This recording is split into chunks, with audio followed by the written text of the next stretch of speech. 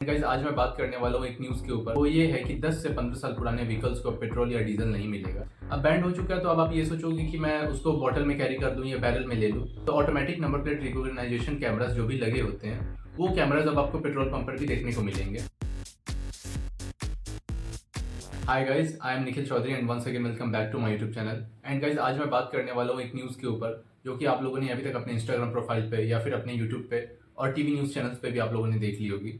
तो वो ये है कि 10 से 15 साल पुराने व्हीकल्स को पेट्रोल या डीजल नहीं मिलेगा। तो जैसा कि आप पीछे अभी देख रहे हो, ये भी मेरी मोटरसाइकिल जो है ये वाली 10 साल पुरानी हो चुकी है। तो बात करते हैं इसको डीपली एनालिसिस के क्यों बंद हुई है, तो बंद होने के बाद क्या इसका अल्टरनेटिव उपाय है, क्या हो सकता है भी कुछ या नहीं। तो गाइस सबसे पहले बात करते हैं बात क्या है। तो गैस जो 10 और 15 साल की बात है, तो गैस जो भी डीजल के व्हीकल है, डीजल कार्स है या फिर वो आपकी कार्स हो गए या फिर आप बोल सकते हो पिकअप वैन्स हो गए या फिर अदर ट्रांसपोर्टेशन के मीडियम के जो भी डीजल के व्हीकल है, उनको अब डीजल अब कंप्लीटली देना बैंड हो चुका है। अब बैंड हो चुका है तो अब आप ये सोचोगे कि मैं उसको बॉटल में कैरी कर लूँ या बैरल में ले लूँ। तो बात सिर्फ डीजल बैंड होने की नहीं है। अब दिल्ली में कंप्लीटली, और ये चीज़ धीरे धीरे सभी स्टेट तक जा रही है।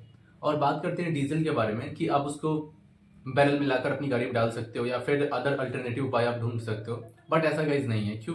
क्योंकि अब कंप्लीटली जो है आप जब भी लेने जाओगे अपनी व्हीकल से, अगर चलो आप वो व्हीकल नहीं लेके जाते हो, पहली बात तो अगर आप अपनी व्हीकल लेके जाते हो तो ANPR कैमराज, जो कि आपने देखा होगा कि आपने काफी ट्रैफिक सिग्नल्स पे भी जो कैमराज होते हैं जिसके थ्रू आपके हेलमेट के चालान आते हैं या फिर जितने भी ई चालान आते हैं, चाहे वो रॉन्ग साइड के हो, वो बिना हेलमेट के हो या बिना IND प्लेट्स के हो, तो automatic number plate recognition cameras जो भी लगे होते हैं वो कैमराज अब आपको पेट्रोल पंप पर भी देखने को मिलेंगे। और साथ ही साथ अब मैनुअल चेकिंग भी होगी। तो जिसके दौरान अब आप अपनी गाड़ी को मैनुअली भी नहीं चला सकते उसमें पेट्रोल डालकर, सॉरी डीजल डालकर, और पेट्रोल के साथ भी आई है बट वो 15 ईयर्स एबव होनी चाहिए। तो अब आप वो चीज़ तो कर नहीं सकते हो। तो अगर आप पेट्रोल डीजल लाते भी हो अपने 15 ईयर्स या 10 ईयर्स ओल्ड व्हीकल के लिए, तो आपको उसमें डालकर या तो आप अपनी प्राइवेट प्रॉपर्टी में उसे चला सकते हो या आप उसे एज शोपीस या फिर विंटेज कार, अगर कुछ मेमोरीज जुड़ी है तो आप उसको यूज कर सकते हो। तो डीजल की तो बात हो गई। और अब जो 15 ईयर से अब ये चीजें मेनली पॉल्यूशन को लेकर कंट्रोल करने के लिए की जा रही है।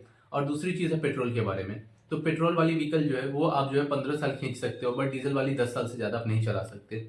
और आप री रजिस्ट्रेशन भी नहीं करा सकते, क्योंकि पहले था कि आप री रजिस्ट्रेशन करा सकते थे, बट अगर आपकी अब पेट्रोल व्हीकल 15 ईयर से अब हो गई है तो उसके बाद अब आप उसका री रजिस्ट्रेशन नहीं करा सकते। और डीजल व्हीकल है तो उसके भी अब 10 साल के बाद आप री रजिस्ट्रेशन नहीं करा सकते।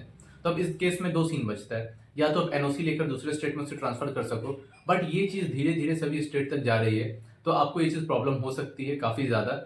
और ANPR कैमरास तो लगे होंगे, तो अगर आप अपनी डीजल व्हीकल लेकर जाते हो या पेट्रोल व्हीकल लेकर जाते हो पेट्रोल या डीजल डलाने के लिए, तो वहां से आपको 10 to 15,000 तक का फाइन देना पड़ सकता है, जिस तरीके से आप हेलमेट का या फिर अपने अदर डॉक्यूमेंटेशन, PUC, इंश्योरेंस, इन सब का भरते हो।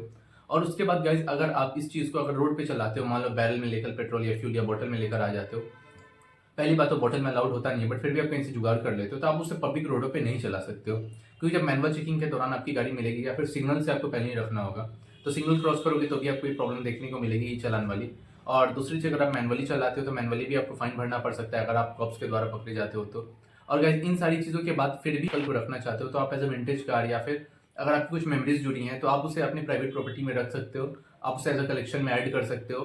तो री रजिस्ट्रेशन तो पॉसिबल होने नहीं वाली और आप पब्लिक रोडों पे उसे यूज कर नहीं सकते। और ये चीज़ स्पेशली दिल्ली के लिए नहीं है, अब ये धीरे धीरे सभी स्टेट तक आएंगे। बट धीरे धीरे जैसा कि आने में टाइम लगेगा, तो 31 मार्च की तो डेडलाइन है, उसके बाद से आप दिल्ली में इसको कम्प्लीटली नहीं चला सकते। आपने 15 ईयर्स ओल्ड की पेट्रोल व्हीकल, जो भी आपकी कार्स है, आपकी मोटरसाइकिल है, या फिर 10 ईयर्स ओल्ड की जो भी डीजल कार्स हैं या फिर डीजल व्हीकल है, पिकअप वैन्स, ट्रक्स वगैरह जितनी भी चीज़ें, तो ये प्रॉब्लम आप लोग को धीरे धीरे देखने को मिल सकती है। तो ये एक चीज़ है जो आप लोग अपने अपने इनमें बताना कि क्या है सही स्टेप है या किन किन लोगों को बहुत ज़्यादा प्रॉब्लम हो रही है। और अल्टरनेट उपाय मैंने बहुत लोगों को देखा, वो बातें भी कर रहे थे इस बारे में और सोच भी रहे थे। तो मैंने सोचा इसके बारे में वीडियो बना लेता हूँ कि अल्टरनेट उपाय अगर आप करते भी हो तो भी आपको कितना ज़्यादा प्रॉब्लम देखने को मिलेगा। क्योंकि आप अगर ले भी आते हो, चलो आप अपनी व्हीकल लेके नहीं जाते हो पेट्रोल पंप पे ताकि आपका ई चालान ना आए, या फिर आप बार बार जो है मैनुअली भी ना पकड़े जाओ, लेकिन आप उसको पेट्रोल या डीजल डालकर आप चलाओगे कहाँ, पब्लिक रोडों पे, तो पब्लिक रोडों पे आपको मैनुअली प्रॉब्लम देखने को मिलेगा। तो ये सारी चीज़ें आपको फेस करनी पड़ सकती है। बात यहाँ पर ये है कि अब स्क्रैपिंग पॉलिसी भी आ रही है। अगर आपकी बाइक या मोटरसाइकिल या कार्स पकड़ी जाती है और वो 15 ईयर्स या 10 ईयर्स से एबव है, जैसे भी ये पेट्रोल या डीजल व्हीकल, तो उसके साथ होगा क्या गाइस, उसके साथ आपको जो है वो अब स्क्रैपिंग पॉलिसी के अंतर्गत आपकी बाइक या कार जब सीज होगी तो वो सीधा स्क्रैप यार्ड भेज दी जाएगी बिना ओनर के परमिशन के। तो री रजिस्ट्रेशन पॉसिबल है नहीं और ना ही आप उसे पब्लिक रोडों पे चला सकते हो। तो अभी तक तो यही न्यूज़ आई है, तो मैंने सोचा इसके ऊपर भी आप लोगों तक ये चीज़ पहुंचे, क्योंकि मोटरसाइकिल इंथुजियास्ट, कार इंथुजियास्ट, इनके अलावा जो लोग एज अ कम्यूटिंग ट्रांसपोर्ट भी यूज़ करते हैं, तो उन सभी के लिए ये चीज़ काफ़ी यूजफुल रहेगी। और जितने भी आइडियाज़ हम लोग भी सुनते हैं न्यूज़ तो हमारे माइंड में आते हैं, तो मैंने सोचा सबके अल्टरनेट में भी क्या क्या प्रॉब्लम्स होंगे तो वो सारी चीज़ें आप तक मैं पहुंचा दूं। तो वीडियो अच्छी लगी हुई तो लाइक करना, चैनल को सब्सक्राइब करना, और इंस्टाग्राम का लिंक मैं डिस्क्रिप्शन में दे दूंगा ताकि जो भी नई वीडियो आए वहाँ से आप उसको देख सकते हो।